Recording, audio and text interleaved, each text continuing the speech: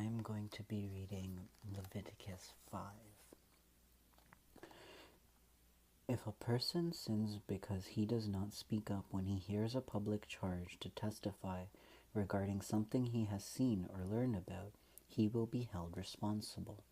Or if a person touches anything ceremonially unclean, whether the carcasses of unclean wild animals, or of unclean livestock, or of unclean creatures that move along the ground, even though he is unaware of it, he has become unclean and is guilty. Or if he touches human uncleanness, anything that would make him unclean, even though he is unaware of it, when he learns of it, he will be guilty. Or if a person thoughtlessly takes an oath to do anything, whether good or evil, in any matter one might carelessly swear about, even though he is unaware of it, in any case, when he learns of it, he will be guilty. When anyone is guilty of any of these ways, he must confess in that way he has sinned, and as a penalty for the sin he has committed, he must bring to the Lord a female lamb or goat from the flock as a sin offering, and the priest shall make atonement for him for his sin.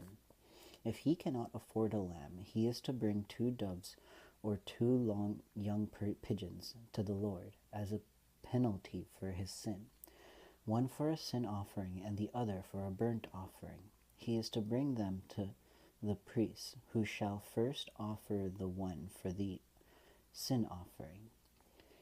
He is to wring its head from its neck, not severing it completely, and is to sprinkle some of the blood of the sin offering against the side of the altar.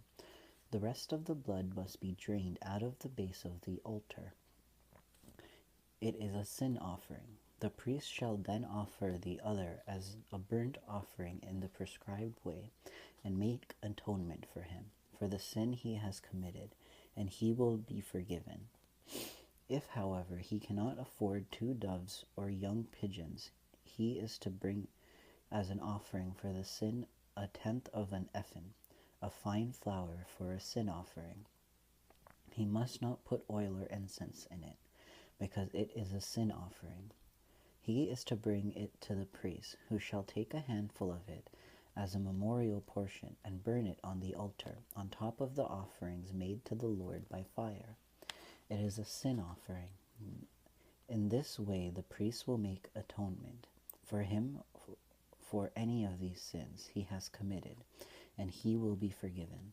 The rest of the offering will belong to the priest, as in the case of the grain offering. The guilt offering. The Lord said to Moses, "When the person commits a violation and sins unintentionally in regard to any of the Lord's holy things, he is to bring the Lord as a penalty a ram from the flock, one which without defect, and of the proper value in silver, according to the sanctuary shekel. It is a guilt offering. He must make restitution for what he has failed to do in regard to the holy things. Add 1/5 of the value of that to that and give it to the priest. He will make atonement for him with the ram as a guilt offering, and he will be forgiven.